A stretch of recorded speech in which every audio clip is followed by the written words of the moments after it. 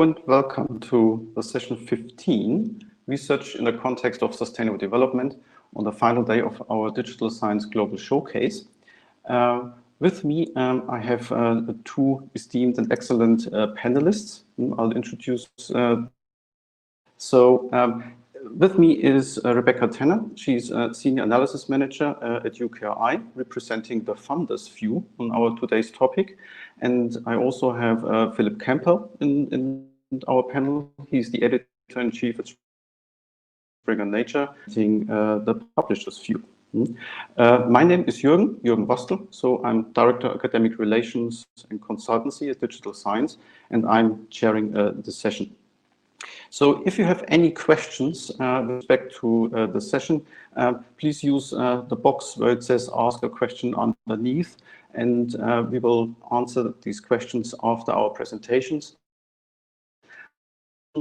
between 7 and 10 minutes, being followed by Rebecca and by Philip respectively with their take on research in the context of sustainable development. So to start off with a quick introduction, I think everyone here at this panel knows about the SDGs and sustainable development in a broader sense, but it is really important to set the agenda here. And really, this is a time of utmost importance that we all collectively address all the issues that our current situation. The United Nations worked for a blueprint for these sustainable development goals. So the phase 17, all in all, call for action by all the countries. And you see a link there, information available. I always see the SDGs in three kind of silos, and there's a social one. But they all go hand in hand. There's an economic one, there's an environmental one, and they tackle and try to tackle all kind of issues and challenges that we are currently faced with as they are outlined here. So it's about health, economic growth, tackling climate change, and health, biodiversity, reducing inequality, conservational aspects. So how will these SDGs be realized, and are we on track to meet these goals? It's fair to say that this is a very complex matter, and this can only be achieved if everyone works together, and that the kind of the expertise are put, and be it finances, be it knowledge and expertise, in order to achieve so-called decade of action, what the SDGs set out to do. Lots of problems, and there are lots of issues, and I think we currently have there are a lot added on top of that, the pandemic. That doesn't make it necessarily easier. But I think there's a more and more recognized the need in order to be more proactive on push and countries these items. Now, why should the SDGs, and how and why are these important to digital science? So the questions that we asked ourselves is, and comes to data analysis, data science, and research outputs. So we are kind of specialists when how does research contribute to underpin the SDGs? I think it's also important to note that the SDGs, as they are written, are not necessarily research per se. It is a huge policy influence. The text is not necessarily a research-driven abstract. So how can we help address refining onto what type of research is addressable and identifiable as adhering and helping to address the issues when it comes to the SDGs. And this is where we here at Digital Science Dimensions, we thought about creating an SDG classification. So that in itself is very complex and conceptually and technologically very challenging. So there is no existing data set that you could say, oh, this represents 100% SDG 3 or SDG 5. They're highly diverse. They change sometimes in minute details, targets and indicators are kind of very diverse and multifaceted. But nevertheless, we started to set out by building a training set, and afterwards on these training sets use these for supervised machine learning in order to create a classification system. I haven't, or I will not spend too much time on explaining what actually has been achieved and what we've done together with Springer Nature and with the Dutch consortium BSNU in the Open Science Project. There is a link, and I think that will shortly pop up in the chat as well, where you can see more details on the kind of methodology and things that we did in order to come to SDG classification system. If you have also further questions, please ask me, or actually also meet me at the networking event this evening. So what are the results of this? So in dimensions for the publication per SDG, they vary considerably. You see on the left-hand side the bar chart on goals, 17 in number, and there is definitely we don't have an equal number of results per goal. We also did is we didn't restrict a publication to be tagged as representing an SDG only once. So we allowed more than one affiliation to SDGs. And you see that on the right-hand side, there is overlap.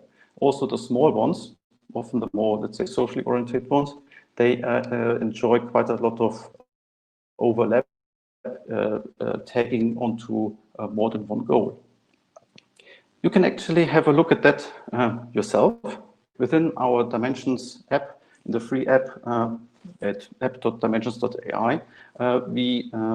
We made that sustainable development goal classification freely available next to the fields of research. Actually search, analyze, and look for publications to do. And we've not only used the publications to be tagged, but also we tag data sets and grants, more possibly later more. But what you mentioned, you can start analyzing SDGs in more deep detail. You can analyze in-depth trends. These are easily extractable and exportable images of, let's say, the trend per SDG. You can sort them. There are different types of visualizations like heat maps, bar charts, and so forth. And you can also look, for example, for different funders, publishers, or as displayed in this case, you can compare institutions. Now this, for example, is between Oxford and Cambridge when it comes to their contribution with SDG publications per goal. So this kind of shows what you can do in dimensions. Now, what are other use cases? So we thought that particularly the academic sector is very interested in integrating the SDGs throughout the institutions. So there are mission statements, there's the general push of institutions to contribute to society, and this obviously needs to be demonstrated and going on. Also finding collaborators either within the institution or outside in order to publish outcomes or to apply for funding, that also it can be a use case. We can think of another one. There's also always a need for the education when it comes to SDGs and the case. But we all start also at the teaching level. Furthermore, with our latest introduction of Google UKRI, you can start prize publications and grants and data sets, so forth, based on the percentage rating dashboard in more global scale. So actually there's towards you can annually in line border what you can do with that one. So there's unlimited types of analysis possible. We've started publishing, we've published a report on these first applying the scheme. Interesting, I think also in this case, looking at geography. So looking at SDG content and received by, I invite you to look at that in the report itself. You see, for example, the rise of China, of India and Australia when it comes to numbers of outputs, but also citations. And We can also look at different types. We can look at countries and what they actually do when it comes to SDGs. So if you look at the top right, there's China that has a different kind of SDG mix of research than, for example, which is on the third row at the right-hand side. India, for example, focuses on zero hunger, whereas other countries have different foci. There's also a story to be told about the collaboration between people. I won't go too much into detail here, but it is obvious that so far current endeavors on publishing and researching SDG is heavily domestically focused and not so much internationally, with the exception of SDG 14 and 15 in a kind of more environmentally facing goals approaches. So this is what we published in this report, where you can have a more in-depth look at what I just presented. And so I think with Dimensions, we have the tool that allows you to analyze research based on the 17 SDG. And individual organizations, institutions, publishers, funders, they can look at the contributions that the contributors to research kind of fulfill in the respective SDGs.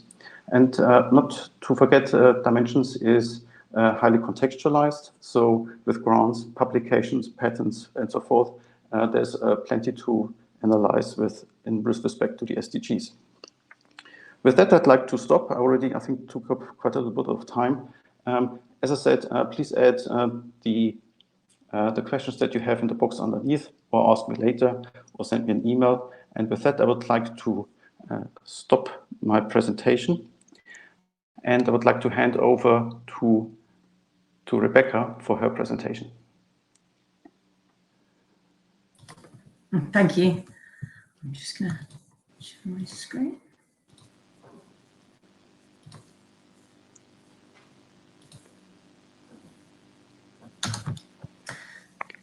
Hello, so I'm Rebecca Tanner. I'm from UK Research and Innovation. I'm the Senior Analyst in the International Development Team.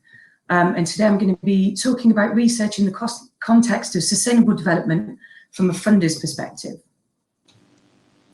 So for some context, UKRI invests over £7 billion per year in research and innovation.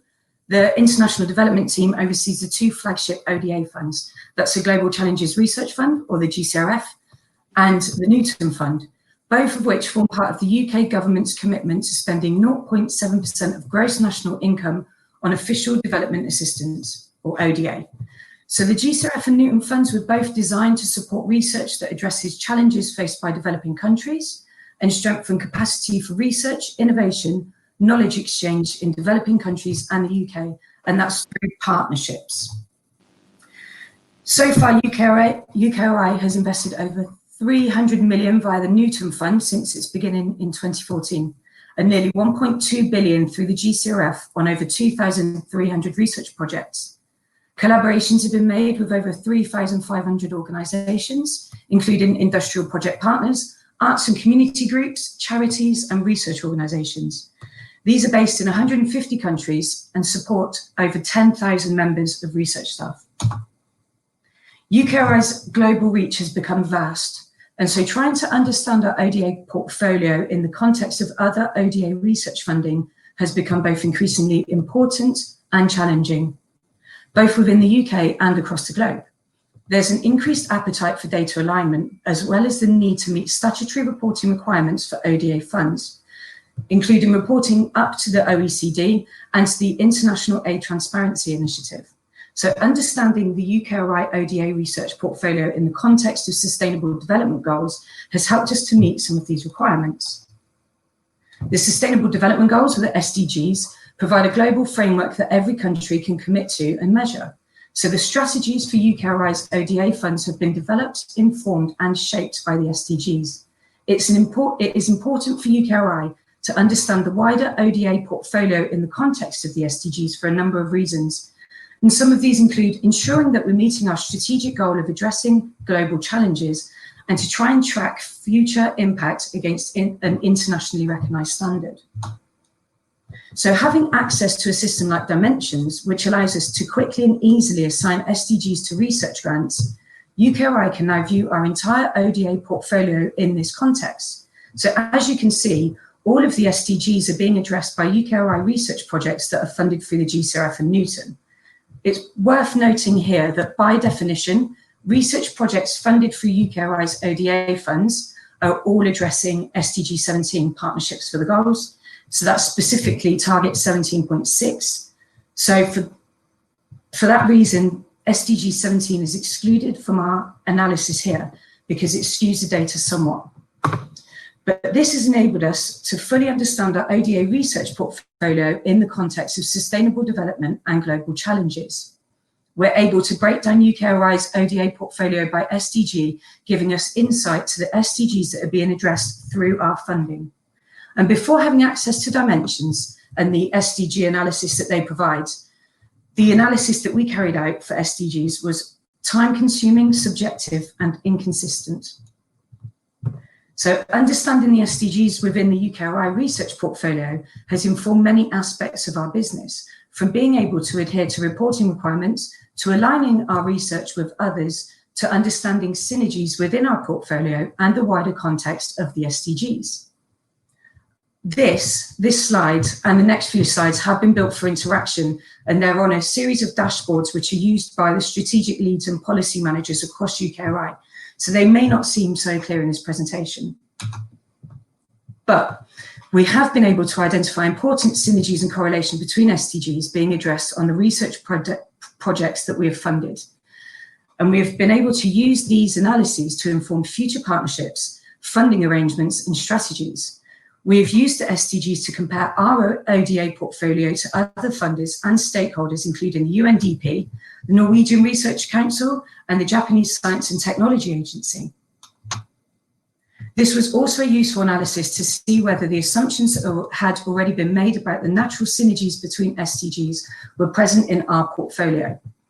One thing that we have learned is that the majority of UKRI's ODA-funded research projects are addressing more than one SDG, emphasising the importance of synergies between SDGs and strengthening the assumption that SDGs cannot be addressed in silos, rather they need a multidisciplinary approach. So SDG 11 has the strongest synergies within UKRI's ODA portfolio. There are clear, strong synergies between SDG 11, Sustainable Cities and Communities, 16, Peace, Justice and Strong Institutions, 10, Reduced Inequalities, and 13, Climate Action. SDG has been addressed on at least one other occasion with 13 other SDGs. So understanding how SDGs work together can help to shape future funding agreements and strategies between ourselves and other funders, enabling us to build stronger partnerships and strengthen the impact that we can have. So as a result of this initial analysis, we've agreed bilateral funding agreements with JST, the Japanese Science and Technology Agency, and have been working closely with the UNDP on a number of research activities. Interestingly, Dimensions has given us the ability to analyse our portfolio at both the application stage, looking at the research project proposals, and the outcome stage, where we've been looking at the publications that have been produced as an outcome of the research carried out. We've been able to carry out a comparison of the portfolio at both stages and understand if they correspond. We've been able to identify grant applications that have publications with SDGs that differ to those identified at the application stage, and vice versa.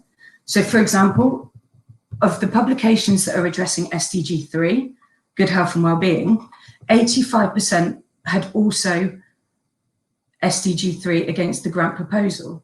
Conversely, just 38% of SDG 7 matched. That's affordable and clean energy. So this highlights one of the challenges that we face when trying to map SDGs to research projects using techniques based on search terms, which is that words that are associated with SDGs may not be explicitly used in a research project abstract.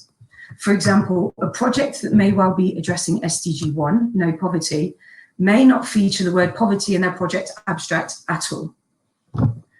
However, while we recognise some of the issues that we face when applying the SDGs to our vast, varying and interdisciplinary research portfolio, ensuring that all UKRI staff have access to dimensions has meant that a lot of the subjectivity that was being applied to the SDGs is no longer such an issue. All areas of the business can confidently report the SDGs now without the worry that it may differ to other or previous analyses, and we no longer have to worry about the individual interpretations of the SDGs. And UKRI are planning to further our understanding and analysis of the SDGs using dimensions, and some of our future plans include a comparison of the ODA portfolio to the rest of UKRI's research and innovation portfolio, a deeper analysis of the SDGs against publications, again including UKRI's wider research and innovation portfolio, a geographical mapping of the SDGs being addressed by UKRI's ODA funded portfolio, but this would be against the grant proposals rather than publications, and a government-wide comparison of SDGs being addressed on ODA-funded research and innovation projects. So this includes other BEIS delivery partners, the FCDO, which is the Foreign Commonwealth and Development Office, which was formerly DFID and the FCO, which have recently merged, and the Department of Health and Social Care. Having recently invested in a private instance of dimensions, we can now carry out an analysis of UKRI's unfunded portfolio as well. So this will help us get a better understanding of unmet demand. And we will continue to explore further how dimensions might help us measure impact and identify if and how the goals have been met and how much progress has been made towards them. Thank you. Thank you, Rebecca, for this excellent overview and this use case of how you make dimensions of use to your from a funder's perspective. I'd now like to Phil to present the publisher's view. Thank you very much. It's a real pleasure to be here. I'll try and talk while I'm sharing my screen, which may be risky, but we'll have a go. Let me just quickly get this up there. And sorry, I'll be with you in a minute. Is that sharing? Can you see that?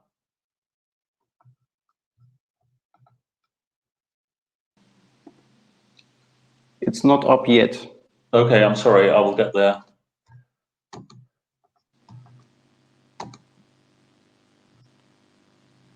Here we go.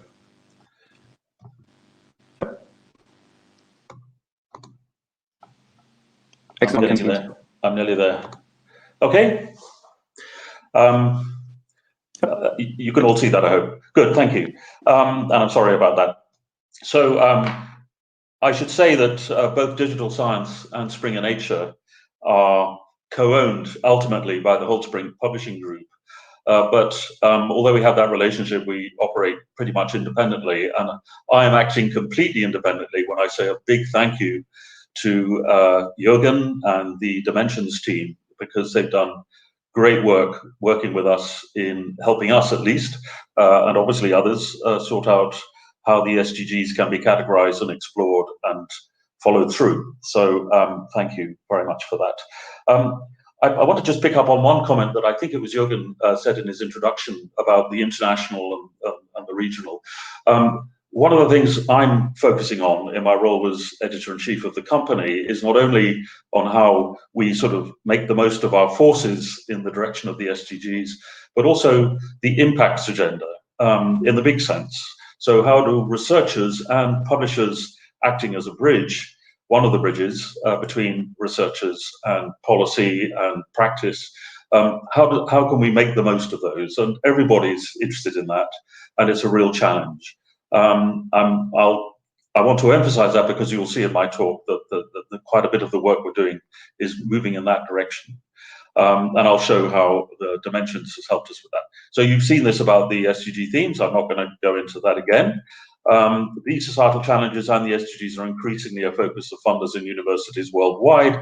Some universities have departments or institutes that are focusing completely on SDGs. They have cross-campus challenges relating to the SDGs and so on. And we obviously want to support the research community in the growth areas and also want to help the world address its challenges. And I will just add something. This is very motivating for people on the editorial and publishing and other sides of our company. It's very noticeable when you get into these topics how energizing it is and how people really do want to help and to have this as part of their jobs. This all applies to fundamental research, however you want to define fundamental, and to research that is very specifically directed at developments beyond academia in policies, strategies, and practices. And that's where I come to my point about the global versus the regional. In academic publishing, it's often the things that get the most credit, the things that get the most impact in academic terms, have the biggest impact globally. They are sort of big principles, etc. But actually, if you're trying to make a difference, to actually change the world for the better, usually it's easiest to do that at a regional level or at a national level. So it's very important for publishers as well as others to recognize that some local level research is actually very important, because it's at that level that it's going to actually affect the way a country can better look after its people.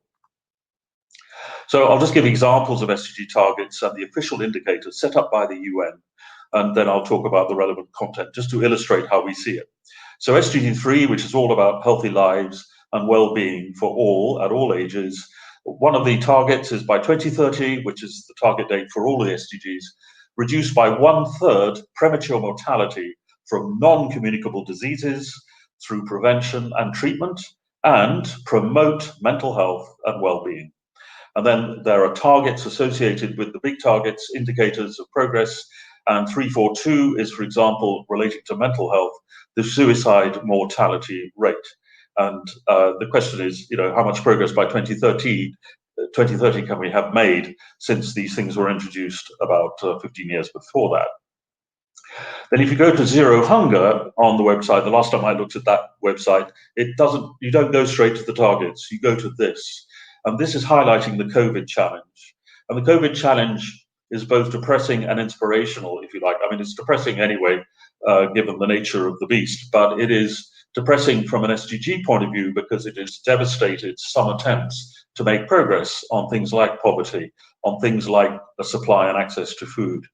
But at the same time, it has highlighted the urgency of tackling and responding at the right level, whether it's global or regional, to a big challenge of this sort. And that actually, if you begin to look at how that's happening, you can see parallels in other aspects of the societal challenges we face, and therefore there can be some sort of synergy, if you're lucky, in how we tackle COVID and how we tackle some of these other challenges. This is just a landing page to show that Springer Nature has at least got a landing page, but there's a lot that goes on behind that.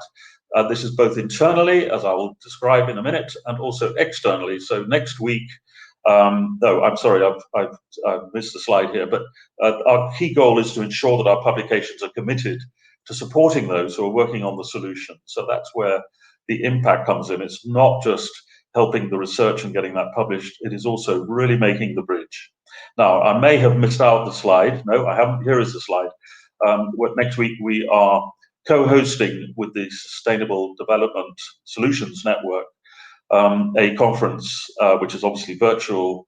And if you want to just Google for that and find it, you will find us talking about food, about energy, and health. And when I say us, it's not the Springer Nature Publishing. We are moderating the sessions and we've curated the sessions, but it is experts in those fields that are talking at a level for a general audience, because next week is one of the weeks where the UN is focusing on the world's challenges.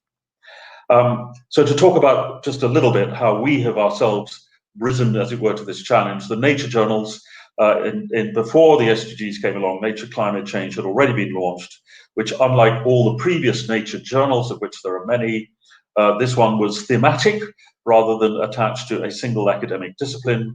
So the editorial model of it, where we have staff editors who make the final decisions, that was a mixed discipline model. So we have social scientists and we have climatologists, etc., on the editorial staff. And as you can see, Nature Climate Change relates to several of the SDGs, and actually probably more than the ones I've shown. And then Nature Energy was launched, and Nature Ecology and Evolution, and Nature Human Behavior, and Nature Sustainability, and now Nature Food and Nature Aging is coming out soon. And these are all thematic journals alongside other journals that we were launching launching on both in the nature stable and elsewhere. But these are what you might call the flagships, along with the flagship itself, nature, in our attempt to really commit more than we had in the past to SDG-related solutions and research that is addressing those issues. But I should stress that the importance of fundamental thinking in these areas, whether in economics or in physics or geophysics or whatever, goes on being every bit as important, and those journals will handle that as well.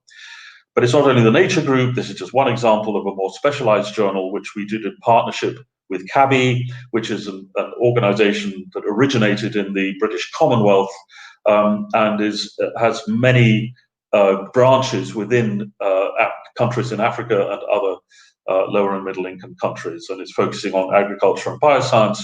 And from a recent conversation I had with its editor-in-chief, it's quite clear that it too really wants to help make a difference to the world, as well as publishing good academic research.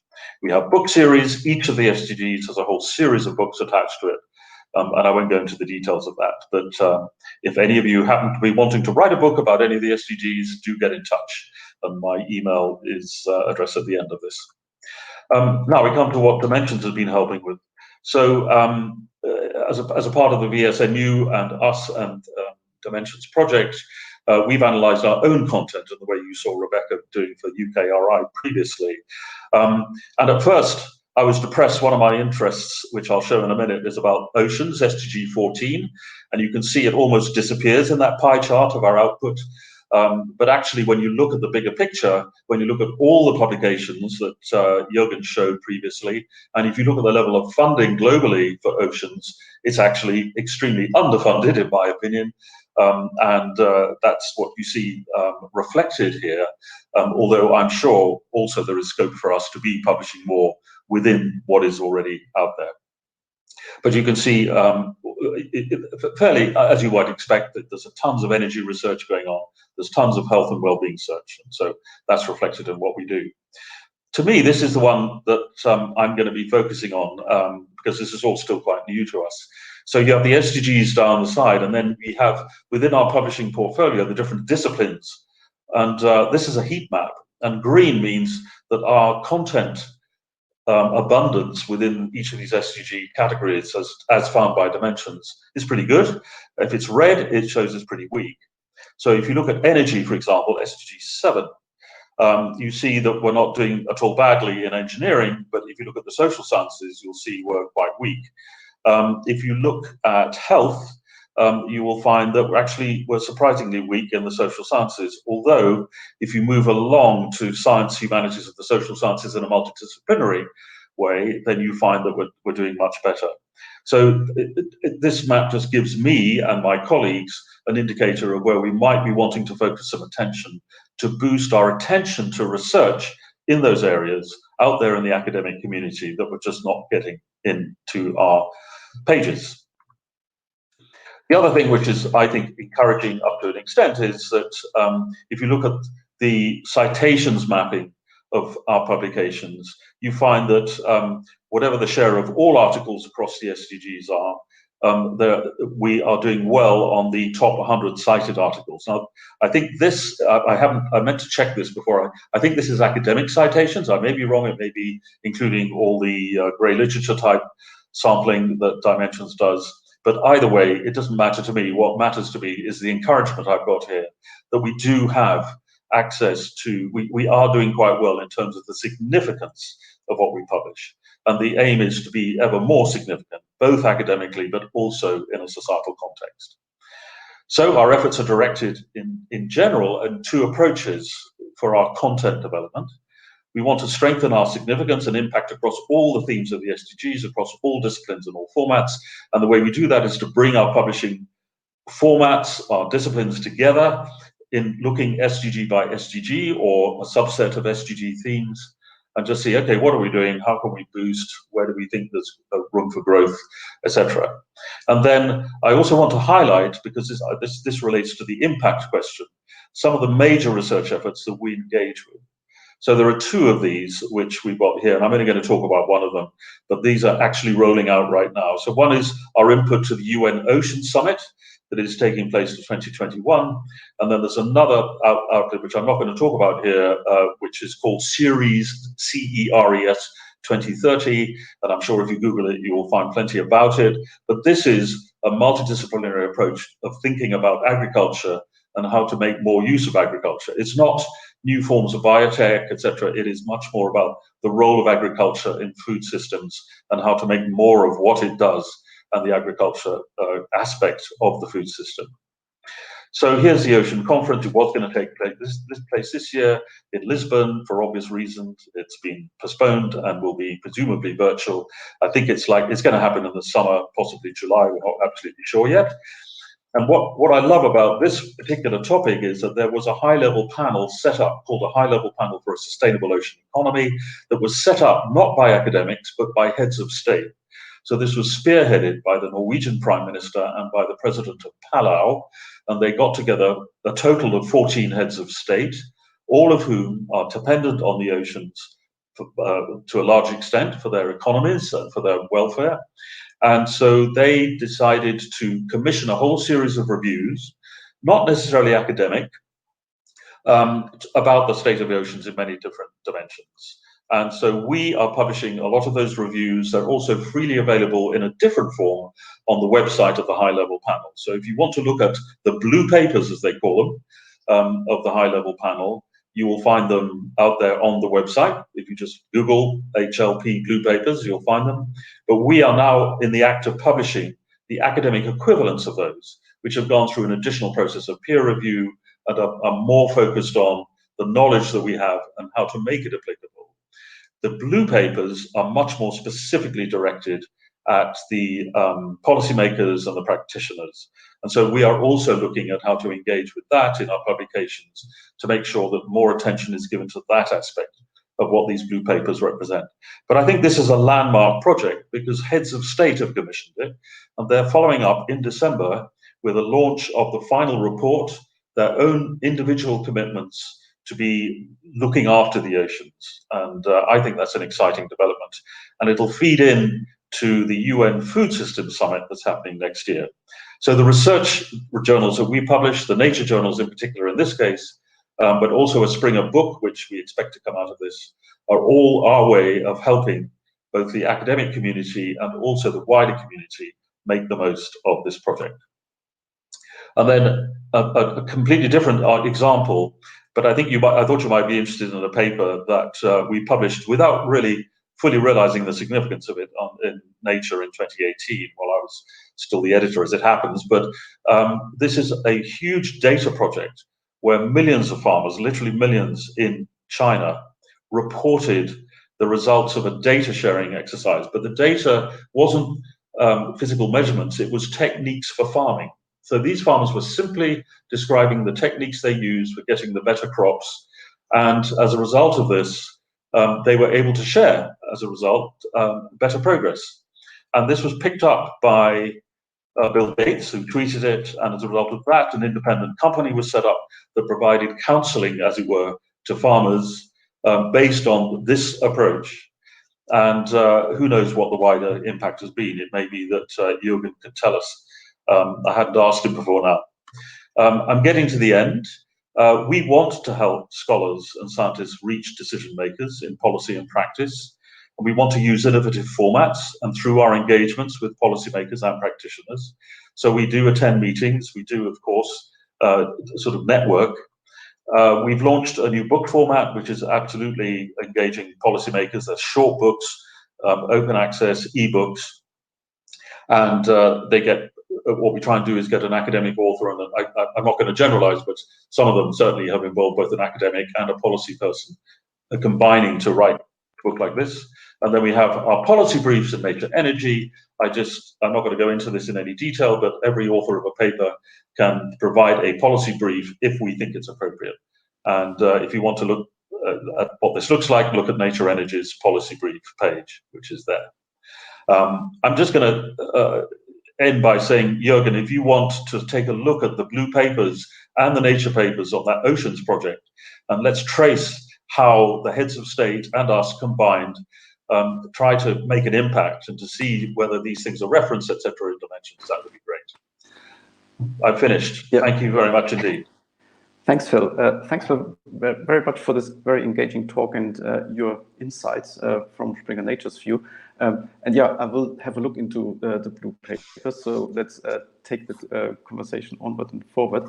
I have to say, I'm really positively surprised in how a funder's perspective and the publisher's perspective already led to the use cases that were demonstrated by Rebecca and by Phil here. So just be aware that we launched the SDG classification system basically in March to its full extent. So, and it already shows that so many use cases can be drawn from that one. I already thought of a few other things and a few more things that one could do with that one. And it's really heartening for me to see that also our endeavor in creating that already pays off in such a excellent way for both clients and partners alike. So that is really, really excellent to see, and I'm really thrilled in all that there is to come with respect to SDG, not just per se as from SDG classification system, but also that we can help actually addressing these issues to the greater good of society. So please do pop questions into the box. There are some questions, and the first one, I think that is for Rebecca.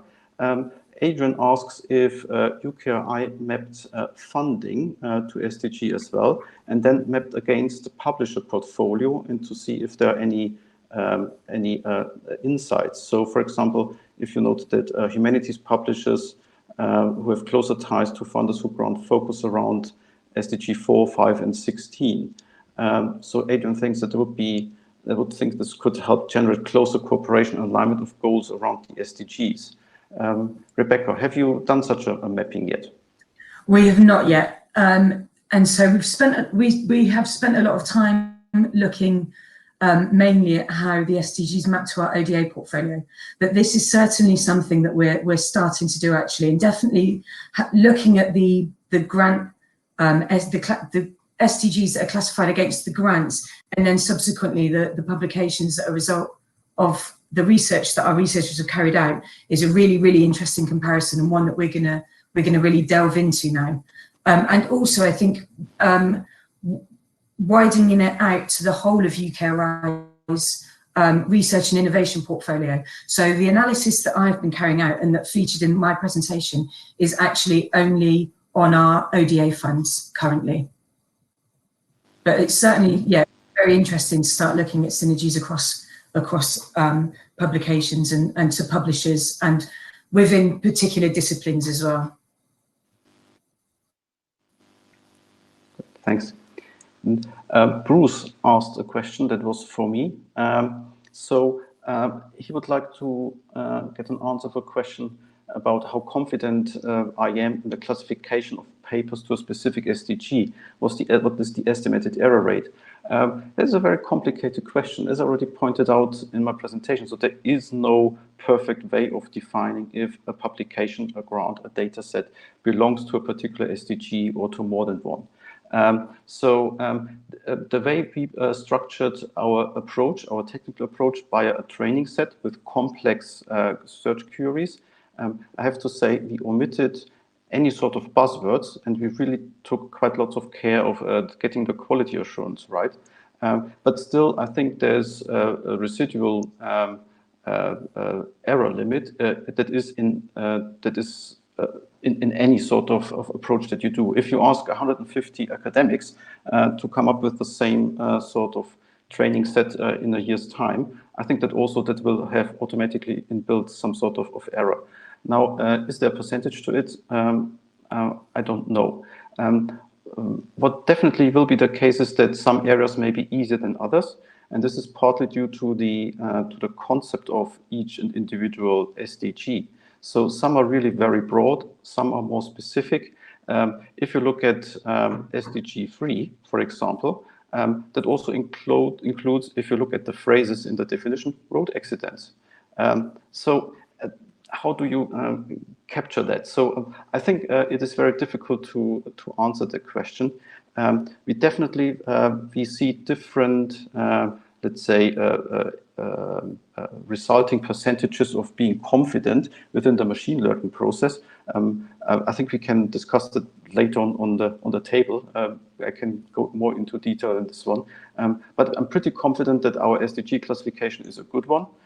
We already compared it. There was a conference 2 weeks ago against other approaches, and there is definitely overlap between different systems, but there's no 100% overlap, and there will never be a 100% accurate system. But what we can do is we can make it as good as possible, and we strive for making excellent conservative training sets to start with and build on from there. This is our current approach. The other question that's also for me, I guess, are you working with any societies, associations, and other STM nonprofits? We thought about that, and this is a part in our thinking on going forward. As I said, this is a fairly new approach. We are still also in consolidating our SDG offering. And clearly, there's always a space for engaging and talking to others. And I'm very happy to pick up discussions with you, Andrew, and talk also to societies and others, NGOs, and so forth. Is it possible to contact your team who develop machine learning classifier model in order to learn more biology? Yes, contact me. I would have said, check out the link to the presentation that Springer Nature, VSNU, and we combined presented, and we'll get back to you, or you can ask us any follow-up questions on that one. And then that will definitely, we can pick up the discussion there. So, so there are no more questions from the panel. We're already anyway over the time. I would like to again thank our two panelists, question Rebecca and Phil, for a really excellent presentation of how they made already excellent use of our new SDG classification scheme. And I'll invite you all to join us, or join me in particular also at the networking table. And if you have further questions, please feel free to email me. Phil also offered his email address for things with respect to Springer Nature. And thank you very much for attending this session. And I look forward to see you elsewhere. And let's talk SDG. Thank you, and see you. Goodbye. Thank you.